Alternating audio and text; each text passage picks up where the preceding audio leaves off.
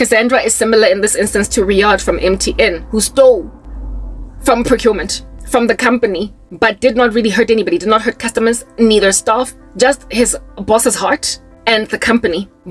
And so because of the fact that the crime, the gravity of it was not so exquisite, he was let go with a slap on the wrist. You are fired. You can't work here ever again. We never want to see your face again, but we're not going to press charges. Yeah. Well, in the case of social media then, the Cassandra / Riyadh of this scenario would be somebody that are just be grabbing Amari Kishon's benefits in their lackluster YouTube channel as a talking head speaking smack about nothing. All right. And then deciding to give themselves 3-minute shorts so as to proliferate worthless content on the algorithm that people are going to click on because they imagine it's only 30 seconds long, only for it to actually be lingering for a good 3 minutes. And people are like, why am I listening to this woman for 3 minutes? Does YouTube have features of this nature? Can I do a short for 3 minutes? And then a client, a viewer, a content creator decides, I look at this woman's lackluster content with only like 5,000 subscribers, having a short that is 3 minutes long.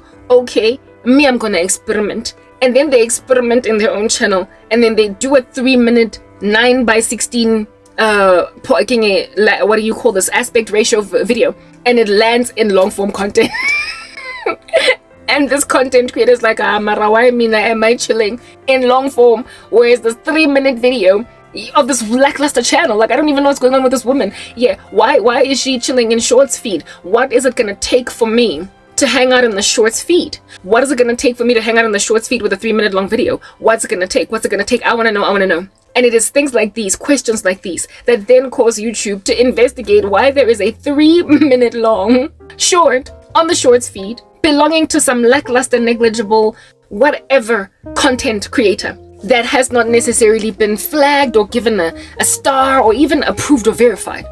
And yet it's chilling there. So if this administrator at YouTube, this individual that works for YouTube, that has got an ability to award these kinds of perks for content creators, because they are perhaps like an account manager for top-end content creators, top-end YouTubers, they've been given that job like a private banker who works with private banking clients, but in and of themselves, they're not a private banking client. So you work with top-notch, high-end content creators that are given special permissions on the platform. But in and of yourself, your little 10,000 subscriber strong channel is not that. You are a staff member at YouTube, and you get to have a YouTube channel, but you don't get to use your staff administrative powers. The powers you have in your job. Do you understand?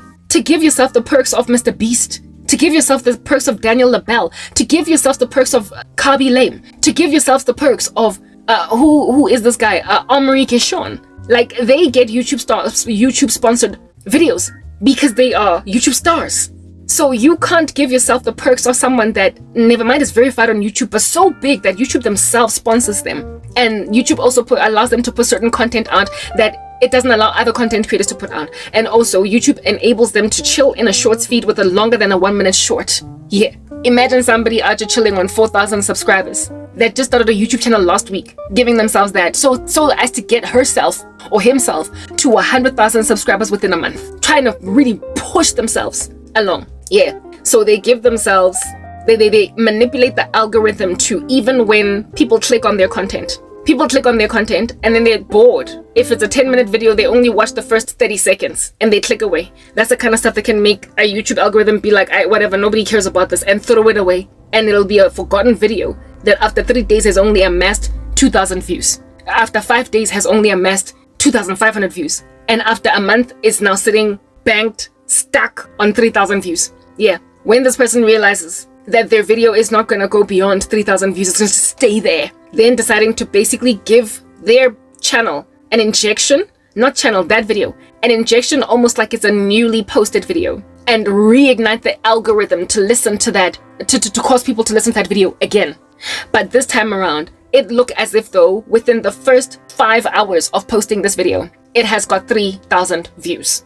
So they keep the view count, but they re-energize the posted date, as in to make that video look as if though it was posted yesterday. by changing dates in the background or something. And you know how perception management works. If you have got a video that has got 3,000 views within 5 minutes, people are curious as to what is it about this video? People must something must be awesome about it. So people then click on this video just because people clicked on this video. If you've got 7,000 views with your video only having been just posted, like you know how on YouTube it'll say posted 1 hour ago or posted 23 minutes ago, and you're already sitting on 10,000 views, people are gonna gain curiosity as to why does this thing have 10,000 views after just half an hour. And then they click on it by mere virtue of that perception being created, and this person then goes into their YouTube channel to manipulate things that way, so as to create an optical illusion of their content being better than what it really is.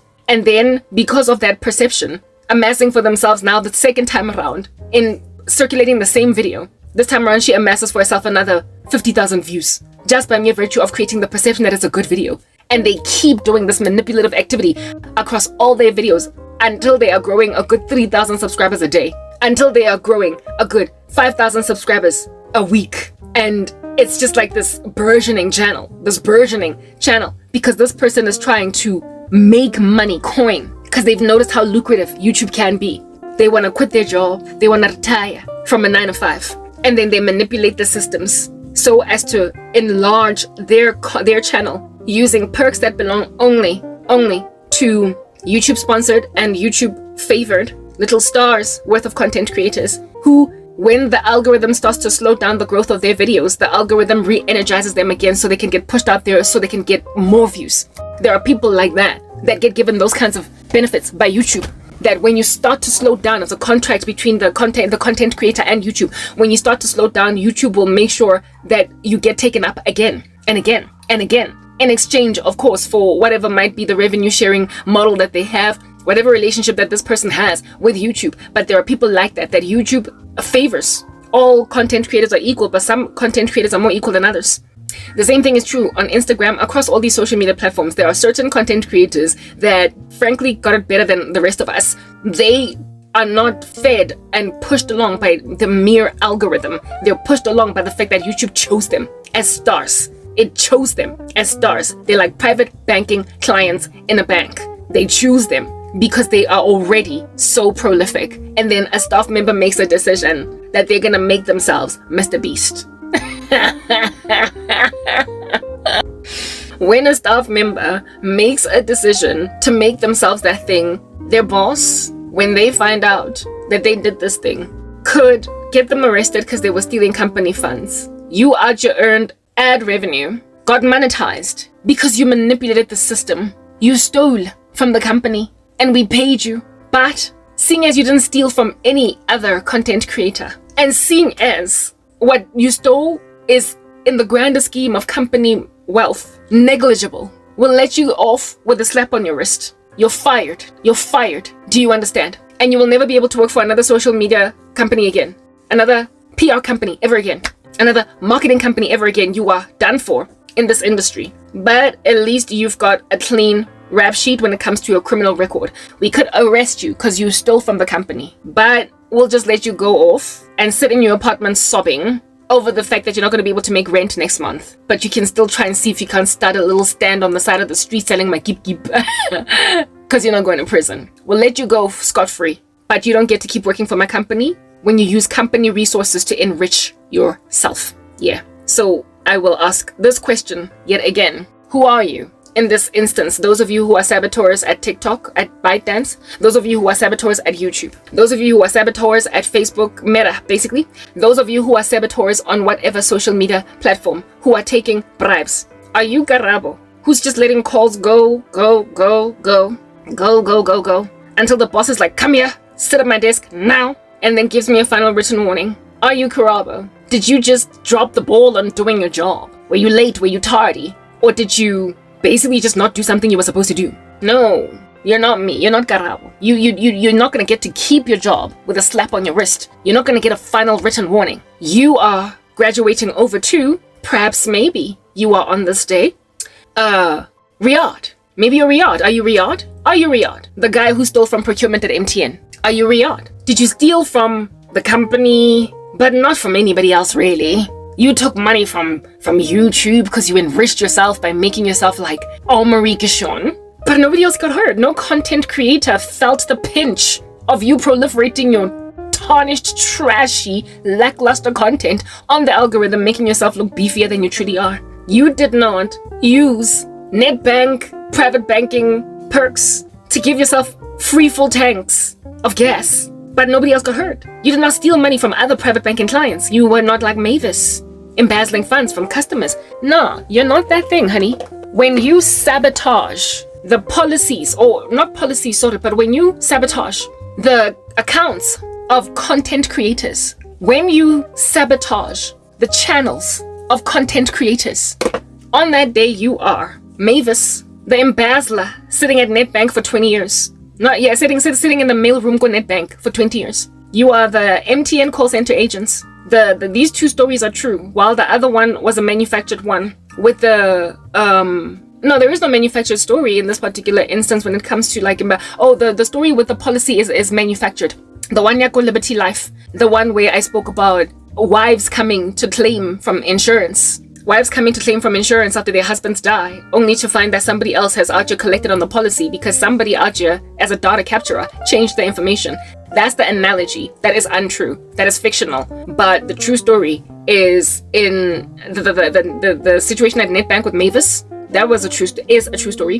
And the situation at MTN with the call center agents, that's a true story. Mavis embezzled funds from the company, and she also took from customers, actual clients, while the call center agents enabled a criminal syndicate against MTN and therefore caused MTN to be low-key, unbeknownst to themselves, a participant in the crimes being committed through their staff members vicariously regaing all these SIM cards. So a crime was committed against the company of which stood to be severely lambasted by fines from regulatory bodies for regaing SIM cards without the requisite documentation, the requisite vetting, the requisite checks. Yeah. So when you put your company in hot water with regulation, and when you also put your company in hot water with customers, with clients of which can throw their toys out the cot because their account suddenly missed a cool 10 rand, because you were an embezzler thinking that Mr. Oppenheimer's not going to know there's $10 missing until he does.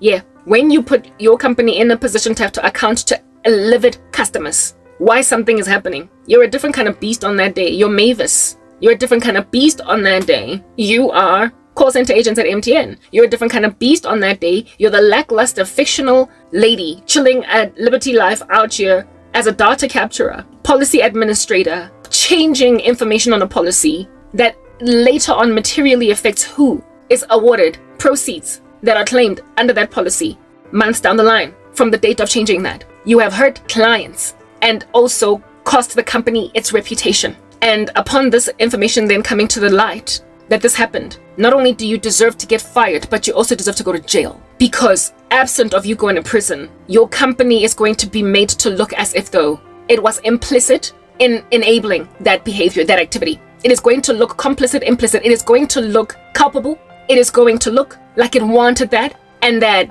it approved of it. If a company lets people go off with a slap on their wrist that did that, it says that this company takes some kind of responsibility for that individual's behavior. But the company can completely absolve itself from any responsibility and play dead, claim fraud on the part of staff to salvage its reputation so as to regain the trust of its client base. It is not Liberty Life you must not trust, ma'am. It is this lackluster Rinelwe that has been receiving bribes from outside to change information on policies, and look at how bereaved you are. And initially we didn't believe you, ma'am. Initially we wrote you off and you went home and you were not able, ma'am, to get your policy funds. But we came to learn that there was a syndicate operating in the company where some of our staff were receiving bribes.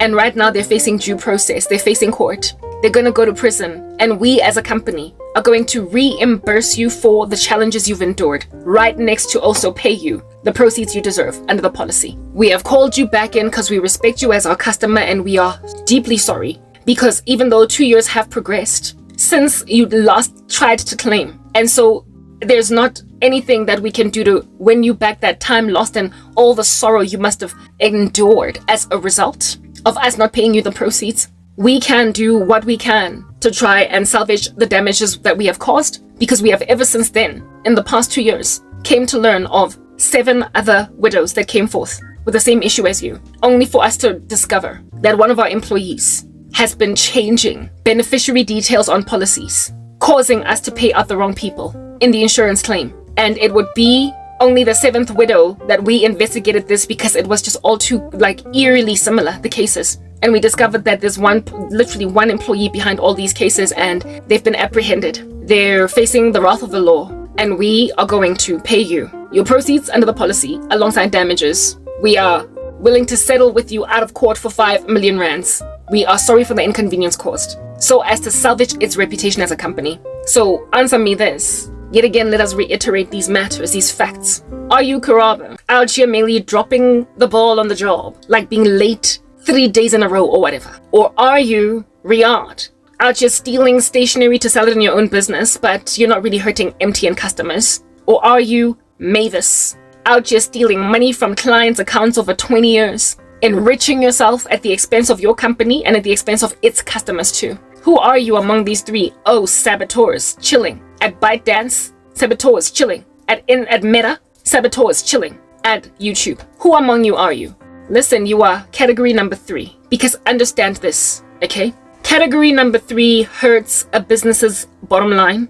Category number 3 creates a false perception in customers of the business. Category number 3 disreputes the business. And category number 3 is daylight robbery of both the business and its clients. The 3rd category of people are utterly unacceptable in any corporate at all, and are also duly and rightly judged when they also face prison, because prison is the only way that companies that employed these people, it's the only way that these companies can win themselves their reputation back in the eyes of their customers. The only way that YouTube and Meta, basically these social media platforms, can ever make themselves look good in the eyes of people like me again, is to essentially allow for the arrest, the imprisonment of their staff members that did this on their platforms. They stole from their company. So in the case of the content, so in this particular instance, right, it's not that the content creator out here used the perks of YouTube to enrich themselves and nobody was hurt. Like the case of this woman out here proliferating themselves in the algorithm, giving themselves the status of Mr. Beast, albeit being a 5,000 rand strong little content creator on the side, trying to quickly burgeon their own YouTube channel so as to make money from it. Yeah, this is an individual that is literally taking bribes from outside in order to sabotage people who come to the platform that is YouTube. I will use YouTube, but this is happening across multiple social media platforms. They're taking bribes, right, in order to sabotage people that one day hop into this YouTube space, and then they're like, I'm gonna be a content creator.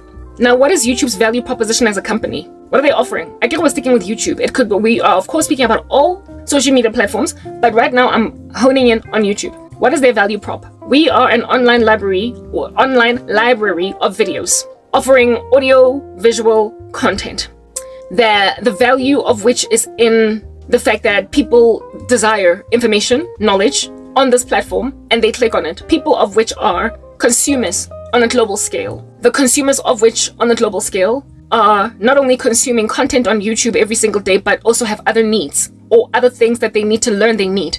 And so therefore we advertise to them that which they could potentially need. They could potentially need a gym membership. They could potentially need new socks. They could potentially need new pots. They could potentially need a new house. They could potentially, etc. So therefore, advertisers across the world who understand just the sheer numbers, magnitude of souls that come on this online audio visual library full of information every single day, they come here on YouTube to advertise their slew or plethora of services to people that, albeit coming to watch a video about Jesus Christ being Lord, are also interested in refurbishing their kitchen. So I am going to advertise my tiling company. I am going to advertise my tap making company, Bombo. I am going to advertise my cupboard making company, my carpentry company, yeah, on YouTube. I'm going to listen in, even though the surveillance is quite disturbing, but we all know how it is that we ought to be needing a new cup, and we speak about it with our friend on WhatsApp, and then next thing, cups are advertised. Watch this mug. Get yourself a Stanley mug. Maybe it's gonna be good for you today.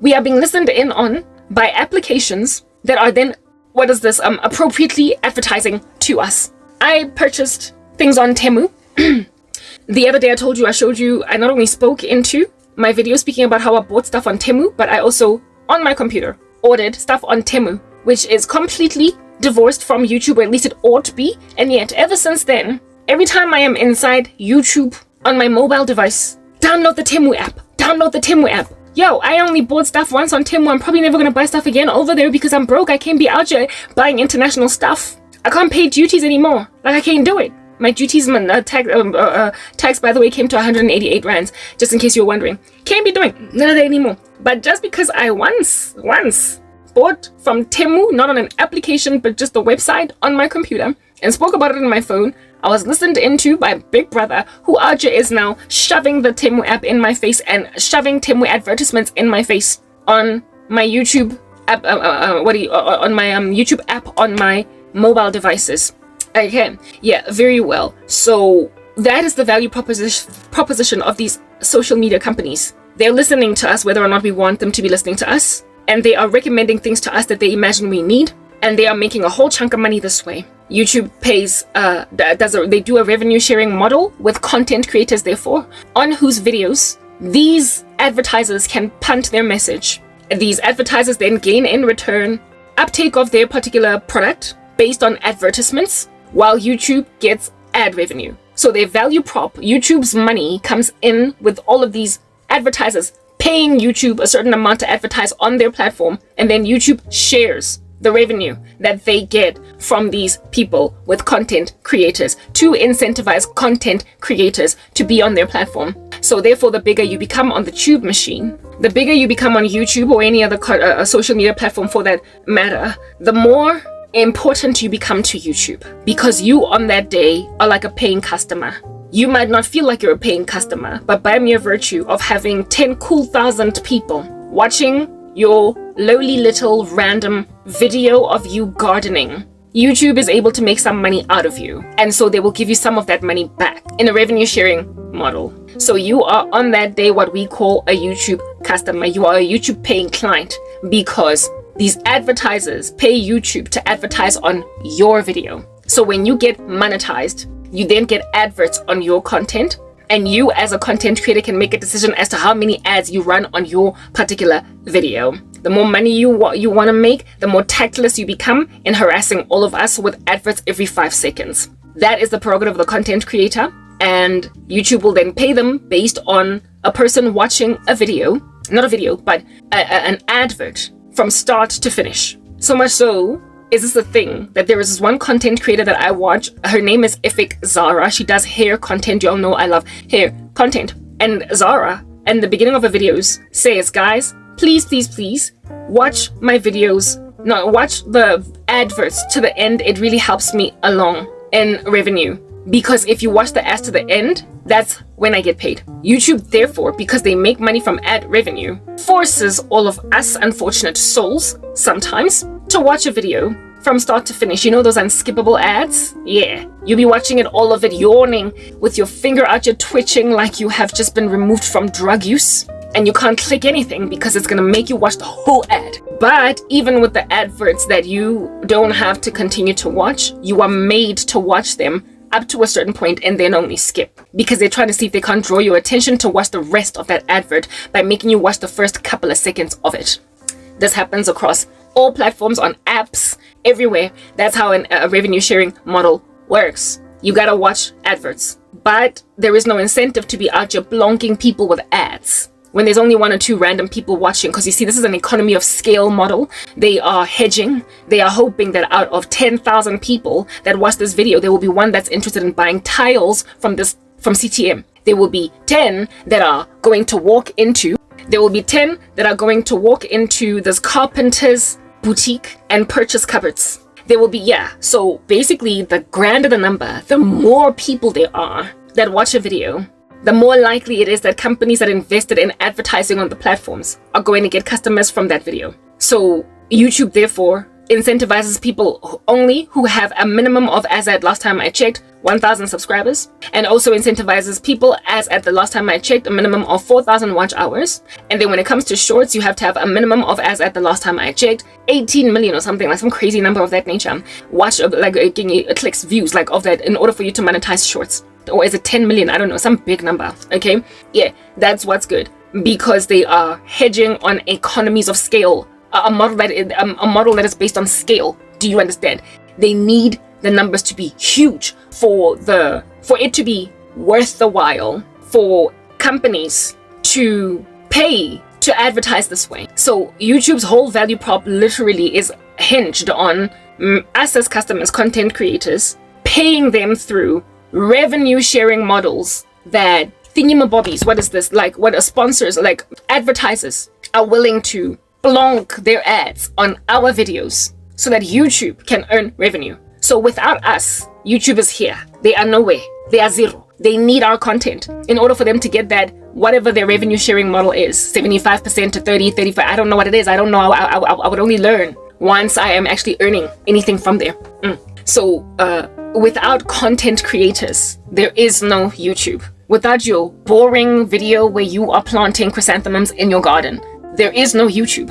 Without the 10,000 odd people watching you plant a plant in the garden, there is no YouTube. So essentially, no matter how lackluster, how boring you are, no matter how worthless your content might be, even if you're busy eating 10,000 cakes in a day because you do mukbangs, that might at some point have appeared to be valueless, until people clearly displayed to be curious about people doing weird stuff online. That's why ASMR is so popular. I still don't get it, but there are people who actually want to listen to people crunching stuff, opening sweeties, and chewing audibly. There is an audience for that. Do you understand? And the more people you amass for yourselves, the more cupboards, tiling, and so a carpentry business sells, the more likely they're going to be able to sell. So if at all I am like a customer at Nedbank and you are Mavis, honey, if you're busy stealing 10 rands from my account every year so as to amass for yourself after 20 years from 20,000 of us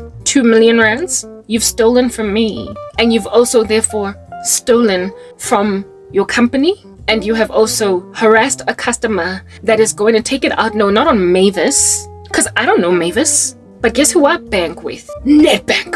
I'm going to take it out on the company. How many times did I, in the beginning of me suffering like this, cry against Facebook, especially ever since COVID-19 and the censorships that happened therein? Because, right? Everybody has been super paranoid like no man's business in these streets. On some of these social media companies, they nasty like that. They be out just shadow banning everybody. They hate Christians. They hate Christianity. Maybe at some point I was right to say that YouTube is anti-Christian and anti-Semitic and anti. Perhaps maybe they could be accused of censoring all of us unnecessarily. But when then they simmer down on censorship because they realize that the backlash from customers was so exquisite that they can't afford to keep hurting their customers like that anymore, but there are people still censoring those that YouTube decided not to censor anymore. On that day, you're a nonsense. The other day, I was listening to a video. I told you guys that Mark Zuckerberg would change his tone, his mind about censorship, and he did. There was a video that he released speaking about how it is that he's going to change this and that on Meta to ascertain that people actually have a better voice to speak. They're going to move their staff to Texas so that they can have a less of a biased voice. Texas, of which is more conservative than liberal, because California is kind of cray-cray and whatnot. Mark Zuckerberg went out and spoke and said that censorship is something that he is out here actively working to eradicate because he is not trying to be about that business anymore. Basically, prophecy got fulfilled. So when Mark Zuckerberg stops censoring on Facebook, because he saw the backlash against Facebook, especially considering he's out here looking at Elon Musk on Twitter or X and feeling some kind of way about his popularity, and so therefore trying to emulate that situation, when Mark Zuckerberg wants to recoup himself and to recover his numbers, especially considering as well that Twitter is doing better, or X, and then you make a decision that Mark Zuckerberg's repentance is irrelevant because you are going to maintain his censorship of saints. You're going to maintain his fact-checking, little funny, weird, moderating AI. When you make a decision that the rules that he has put in place or the refurbishments to his organization that he has put in place, when you make a decision that they're irrelevant, when you decide, Uguti, I don't care what my big boss Mark gotta say, I am going to maintain his iron fist, even though he repented from it. You are insubordinating your boss. You are insubordinating your employer. You are insubordinating your Mark Zuckerberg CEO guy. You are insubordinating your company leaders who change their minds once they make an observation of the retraction or the lashback by the global population under censorship when they make an observation of how this is just not going to end well for us. And then they decide to change literally the algorithm. They decide to tweak the AI to do a different thing. They decide to set free those who have been put in YouTube jail and let them fly like birds. When YouTube makes a decision to uncensor censored folk, when they can now soar like birds. I was listening to Cap Catfield the other day, and he said that there was a time on Facebook when he was just dead quiet, not growing. If anything, he was enduring a net loss of followers. One time for like a season, about 9 months that progressed, where it was just a dark valley that he was in, where he was gaining no new followers, and he had just plateaued ridiculously in terms of his growth. And then one day it just lifted. One day it just lifted, and he was able to grow again. That is basically a social media moderating, a social media like company's decision-making team concerning who to shadow ban and what to do. Making a decision to unban someone, or making a decision to change their strategy concerning censorship, such that those that have been banned will then be set free from YouTube jail or be set free from Facebook jail. And that decision ought to be ubiquitous, general, and likely done from a systematic level where like one button on top is pressed that sets everyone free. Like, you know, like in prison, in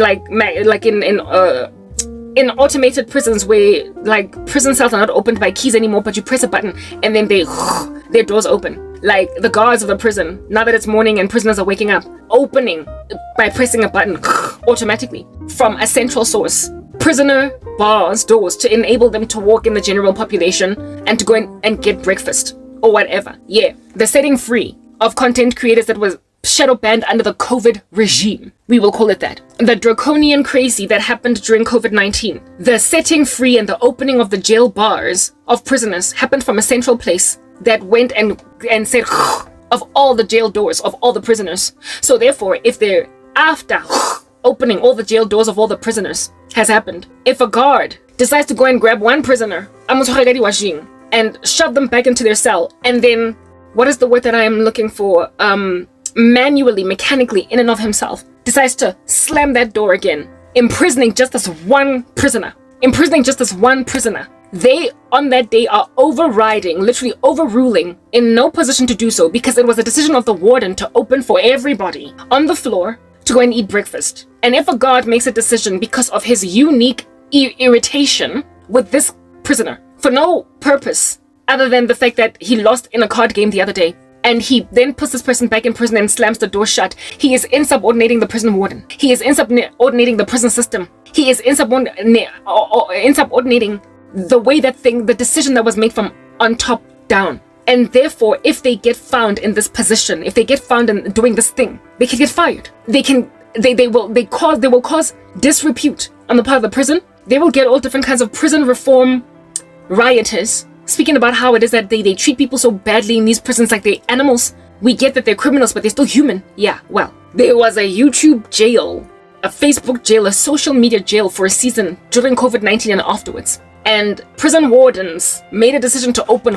those doors. I spoke about Capfield, how it is that he was in Facebook jail for a season, and then he got set free. That is the kind of stuff that happens from a top down, and usually the buttons pressed tends to set free a whole bunch of other content creators ubiquitously. There's too many content creators for any random one CEO or any random one team to focus on uniquely just Karabo, just mine, especially when that individual's content is negligible, small, and if they're not even monetized. Like, I'm not even monetized, so I don't even belong to the YouTube partner program. And I spoke about how it is that not belonging to the YouTube partner program is also problematic, because when you are not on the partner program, you cannot write an email and get heard, because you're just part of the masses that could harass YouTube with complaints and laments. They only listen to those that are on their partner program.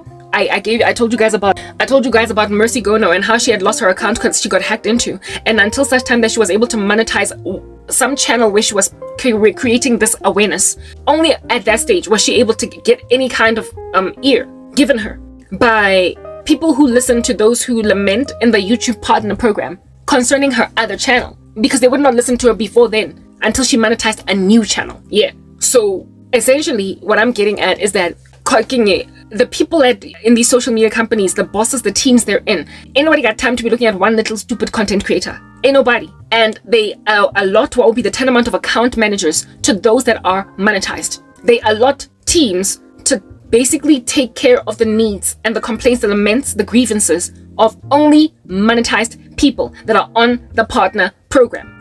The partner programs say YouTube. Everybody else is a shunnable, ignorable voice. That's why these little freaks cannot afford to let me monetize.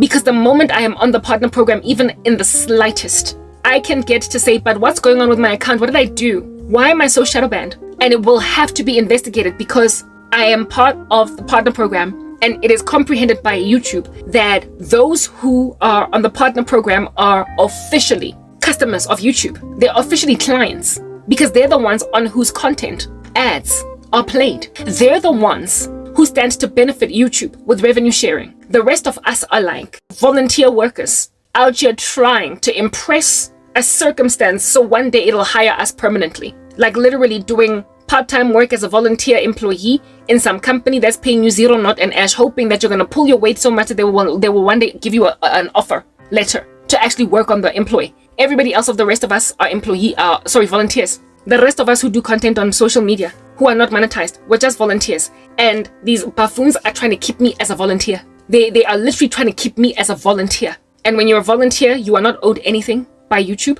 You are not guaranteed to be hired. You are nobody. And given that I'm a volunteer, I also don't make YouTube any money because there are no ads running on my content. And so because there are no ads running on my content, I'm just a loiterer. When I send an email, I am spam. I cannot complain for as long as I'm not on the partner program. Understand this, there was a time when my shorts were doing so well that I got an email to be on the shorts partner program. I responded to that email by saying, yes, I agree. I would love to be part of the program. They never got back to me. It's like somebody said, we can't let this woman be part of any partner program because then if she is, she can lament, she can send a community email, she can get stuff investigated, she can get stuff taken up, and then people are going to look into it and they're going to find out that we got bribed, we got paid in order to shut her channel down. Yeah, channels down. They are doing everything in their power to make sure that I cannot belong to any social media platform's partner program. Not Facebook. Like when I was on Facebook, as soon as I got to 1,000 followers,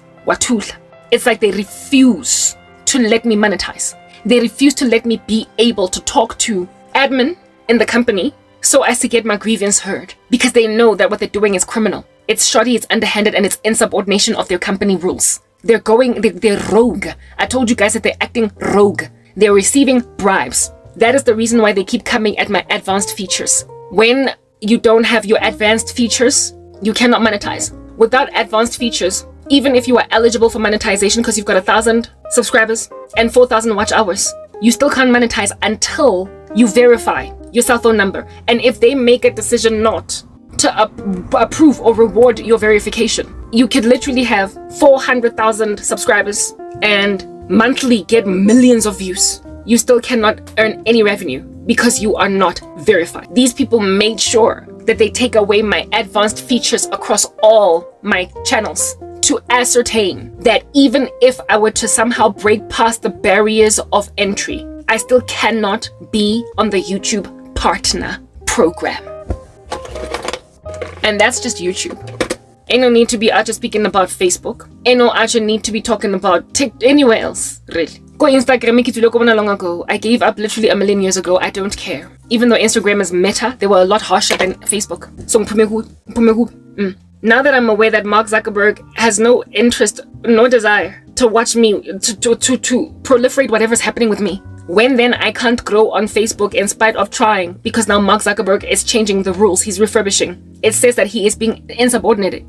It says that him and his management teams are being insubordinated by random miscreants on the ground that are taking bribes. Who am I to Mark Zuckerberg? I am a client, a customer. I'm a content creator. And he stands to make Meta even bigger than what it is because of my content. Me and many other content creators, similarly too, on YouTube. They stand to benefit from my videos, be they lackluster or high quality. And of late, I have been investing in the improved quality of my content so as to, by the time these people get found wanting, get the requisite judgment on them falling. Because it'll be clear that all these years that I've been set on the chest of by some insubordinating entry-level administrators at YouTube. YouTube has lost out on whatever ad revenue that they would have made out of my content. Whatever ads would have run on my content. YouTube has literally lost all that money. And understand, I'm not just me, but on a multiplier, there are many people like me. So however many of these people are thwarting and sabotaging, or however many people that ads on the content of are not running, however many of us there are, is literally however many of us are a money bleed to YouTube. All of us have no ads running on our content. And it is not because YouTube has made that decision. It is not because we've broken community guidelines. It is not because we have been put in YouTube jail by YouTube. It is because we have been put in a small little jail cell by some miscreant porn star that's busy taking bribes to keep one particular person shunned. I told you, a whole syndicate is about to be unraveled in Africa, and people are going to get arrested. Some are going to lose their entire careers. And this is going to happen because it's going to get like, imagine that scene go MTN where the SAPS walked in and arrested people in the call center. That's about to happen at YouTube, at Meta. I can't really say much for ByteDance because they're done for. Njefela, in total, I told you that TikTok is on its way out, CapCut. But still, nonetheless, what is being done to me by people at ByteDance is the kind of stuff that's going to get people marched out of offices in handcuffs because they literally were stealing from their companies.